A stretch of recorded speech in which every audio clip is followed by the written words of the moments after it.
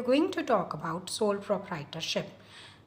We would be discussing meaning of sole proprietorship, features of sole proprietorship or characteristics of sole proprietorship, merits as well as demerits of sole proprietorship. Now, let us start with our today's topic with the meaning of sole proprietorship.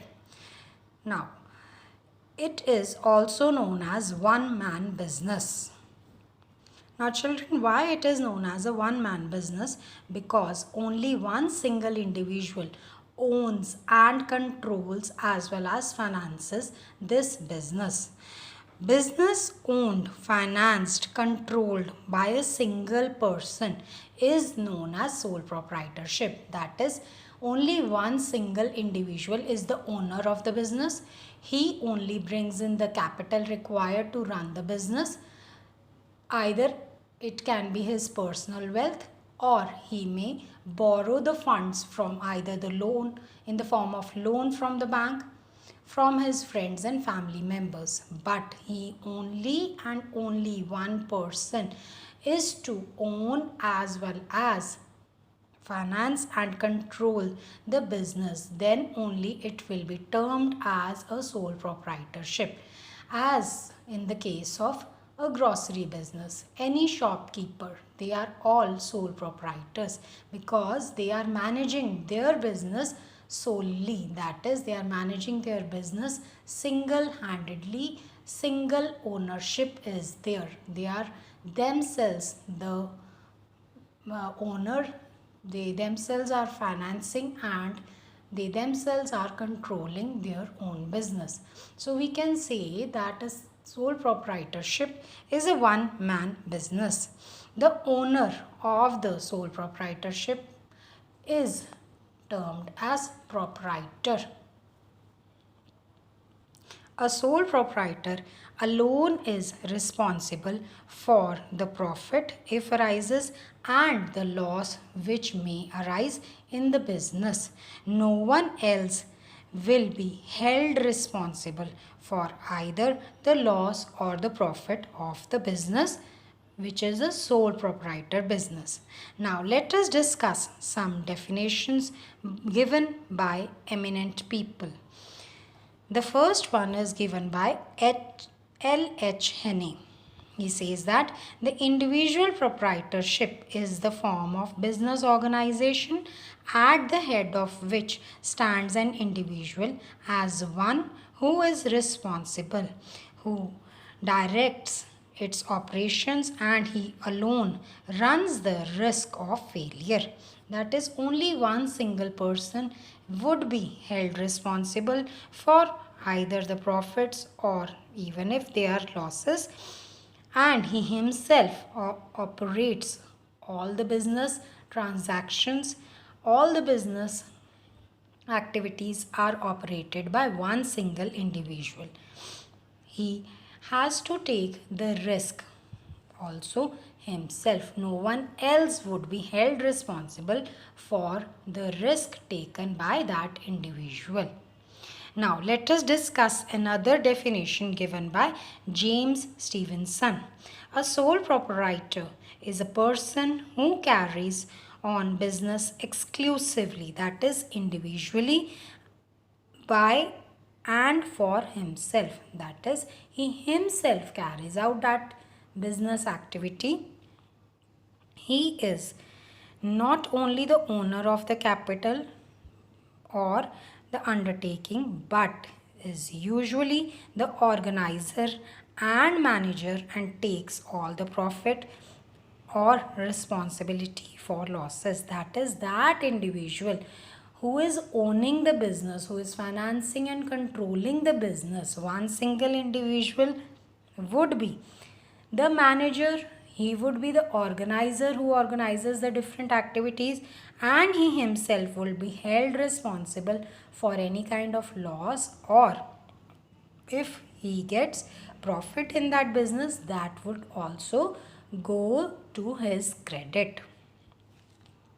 So children, this was about the meaning and definition of sole proprietorship. Now let us discuss the key features or characteristics of sole proprietorship. so that the concept can be much more clearer. The first feature or characteristic of sole proprietorship is single ownership.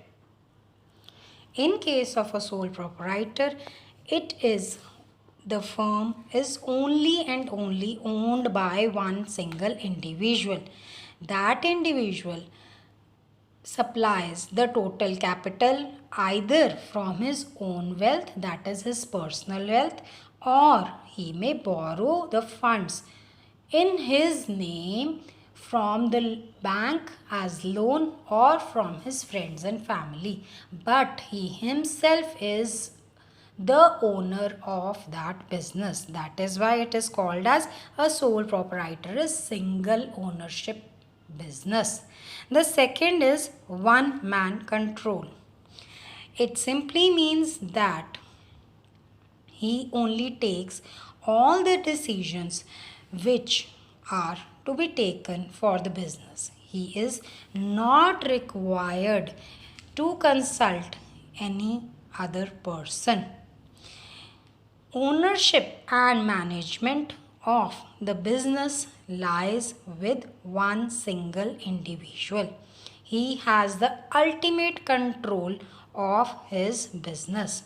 That means one single individual, say in the case of a shopkeeper, he himself is responsible for the maintaining of his business, managing of his business. He himself has the control of the business, that is his shop. No other person would be held responsible if there are losses, and if there are profits, he himself would take those profits. So we can say that sole proprietorship is one man control business. Now, let us discuss the third one. No legal entity. Children, when we talk about legal entity, we are talking in terms of sole proprietorship. In this case, there is no legal identity. That means a business of the sole proprietor is not separate from its owner. Both of them, they are same. The law makes no distinction between the proprietor of the sole proprietorship firm, that is the owner, and his business. Business and the owner, they exist in case of sole proprietor together. That is, if in case the owner dies or he becomes insolvent, that is, he does not has money to pay for his debts, that is, say he has borrowed any kind of loan from anyone or maybe the bank. In that case, he himself is held responsible along with his business. So the owner, or if becomes insolvent or dies, in that case the business is dissolved, that is, the business gets finished. There is no business further. So we can say that business and the proprietor are one in case of sole proprietorship. Business would not continue in case the sole proprietor dies or he turns out to be an insolvent, that is, he runs out of money. The next point is unlimited liability. The proprietor is personally liable for all the debts of the business. That is, if in case of sole proprietorship, he has borrowed any kind of funds from anyone, he himself would be responsible to pay off those debts, to pay off those loans. In case the assets, that is his assets, are insufficient to meet the debts, his personal property, that is the property of the proprietor, can be attached to the business.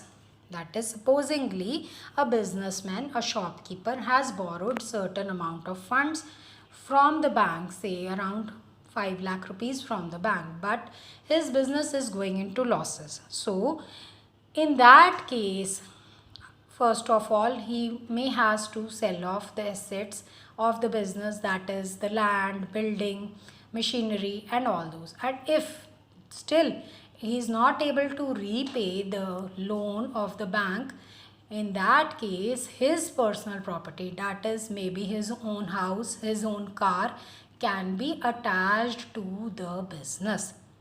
This is what we mean by unlimited liability. Next is no profit sharing.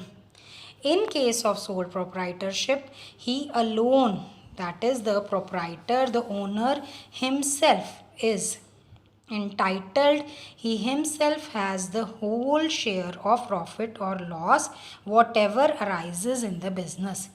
He himself is to bear the complete risk which may arise in the business, and nobody else can claim share his profits in the business, and for that matter even his losses cannot be shared by anyone, because of the fact, I repeat children, sole proprietor is a single ownership business, that is only one individual is responsible, has the control, can finance, can be an owner of this kind of business. The next point is small size. The scale of operations, that is the carrying out of the business activities in case of sole proprietor is small. A sole proprietor can arrange limited funds and managerial abilities from outside, but his area of operation, that is where he operates his business, where he carries out his business, is limited in nature. That is, for example, he is running his business from Gujarat, he may move and spread his business in other states only and only if he is able to manage. That is why he has a limited scope of operations. He cannot spread his business throughout the country being single ownership. Now children, let us discuss the merits and demerits of sole proprietorship. Coming to the merits of sole proprietorship, the first one is easy to start and dissolve. Yes children, to start off a business of a sole proprietor is very easy. A sole proprietor can set up easily and quickly, because in case of sole proprietorship, no legal formalities are required. It does not involve much of the legal formalities, and there is no need to associate with anyone as an agreement. That is because of the fact he himself is managing, he himself is the owner, so there are hardly any kind of legal formalities for starting a sole proprietorship.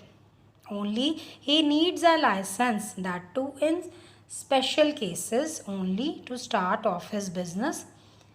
Similarly, in case of a sole proprietorship, the dissolving or the closure of the business is also very easy and can be done quickly. Supposingly he is running into any kind of losses, the shopkeeper may close down his business, because he himself is the decision maker in case of a sole proprietorship. The second point is motivation to work. The proprietor, that is the owner, he himself is to receive all the profits and losses of the business. So, he himself has to bear all the loss arising in the business. So in that case, there is a direct relationship, children, between the effort and the reward. That is, as much effort he would take to run his business, the more would be his reward in terms of his profit. So therefore we can say that as much hard work he would do, the more he would get his profit in the business. So the proprietor has to be motivated enough to utilize his resources to get the maximum profit. Say a person has started off his business with 5 lakh rupees and he desires to earn a profit of say 50,000. He himself has to manage the show because he is a single ownership in case of a sole proprietor. He himself has to see where all he can cut down his expenses and so that the earnings can be increased. The next point is quick decisions. In case of a sole proprietor, the decisions can be taken quickly because he need not consult anyone. He need not take any kind of approval from any kind of person because he himself is only involved in the business. There are no two or more than two people involved in case of sole proprietor. It is owned by one single individual. That is why, children, the decisions can be taken promptly, quickly, and the actions can be there. So we can say that the efficiency of the business lies only and only in the hands of the proprietor. As soon as he takes the decision, he may get the opportunity. Otherwise, if he would delay his decisions regarding the business, say he has to get certain kind of raw material, he himself has to decide as to how quickly he has to arrange the raw material. The next point is independent control. In case of sole proprietor, he himself is the supreme judge. He is only held responsible for all kind of control in the organization. No legal formalities are required and no one interferes in his work. So, if he fulfills his authority and responsibility in a proper way, he can have better results. He himself is the supervisor in case of the sole proprietorship. So we can say that there is independent control. So he needs to be prompt, he needs to be quick in his decision making, and he needs to control the expenses if they are more, so as to cut down the cost and increase the profit of the business. The next point is personal touch. In case of sole proprietorship, children, he can have a good rapport with his customers. He can have a good rapport with his employees because of the fact he himself can cater to the requirements of each and every customer. So he needs to have a good behavior, more kind behavior towards his customers so that the customers get attached to him and he does not lose out on his customer base. For example, in case of a shopkeeper, if the shopkeeper would be gentle and kind towards his customers, the customers will always be attached and would love to go to that particular shop for shopping. If he would be rude towards his customers, the people would not like to visit that shop again. So he has to provide a personal touch which is in his own hands. The next point is flexibility of operations. A sole proprietorship is usually, children, small in size, so he can adjust wherever necessary. A proprietor can expand or reduce the business according to his market conditions of that business. He can earn much more profit by expanding the business and he can reduce the cost. All this depends on one single individual. So we can say there is flexibility in operations of the sole proprietorship business. The secrecy of affairs. Yes, children, he can maintain a secrecy of affairs as he need not share his information related to the business with anyone else. So he can keep the secrets to himself. because if he shares out the secrets, maybe his competitors would win over his customer base. So it all depends on the sole proprietor. The next point is economy. In case of sole proprietorship, children, as we have talked, that he is the owner, he is the manager, and he himself is the controller of business. In case he requires the help of any kind of specialist, be it a CA, be it an advocate, or any other person, he may hire them, but he himself has to see that he need not overspend his income. He needs to control the cost and arrange the resources which are best possibly used. That is, he has to see that there is optimum utilization of the resources, be it cash, be it capital, be it his raw material or any other thing. So he himself can maintain the economy in the business. Now let us discuss the demerits of sole proprietorship. The first demerit is limited capital resource. Yes, children, it is one of the demerit and a drawback of sole proprietorship, as the financial resource, that is the money involved in business of a sole proprietorship, is limited in nature, because his funds can either be his personal wealth or borrowed funds, which can be of limited nature. The next is limited managerial ability. See, children, one person cannot be master in all the abilities. So is the case in a sole proprietorship. That is, a sole proprietor cannot be expert in accounts, in law, in managing the business, in controlling the cost. So in that case, it is one of the drawback for a sole proprietorship. He may commit errors and he may at times be judgmental towards his decisions. In that case, in the absence of experts being hired, there can be managerial ability loss. That is, there can be at times errors in sole proprietorship, and which may lead to losses for the business. So it is another drawback. The next point is uncertain life. That is, the life of the sole proprietor is uncertain. He does not know whether he would survive till 60, till 70, or for that matter up till what age. And his business and sole proprietor, as we had talked earlier also, in case of no legal entity, the sole proprietorship business has limited scope, because if the sole proprietor dies, the business will dissolve.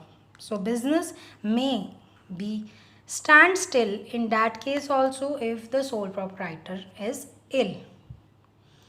So we can say that a sole proprietorship business has a drawback of uncertain life. We do not know till how long this business would last. The next point is limited scope of expansion. As children, we had talked earlier also, it is a small size business. So the expansion and growth of a small size business is limited in nature.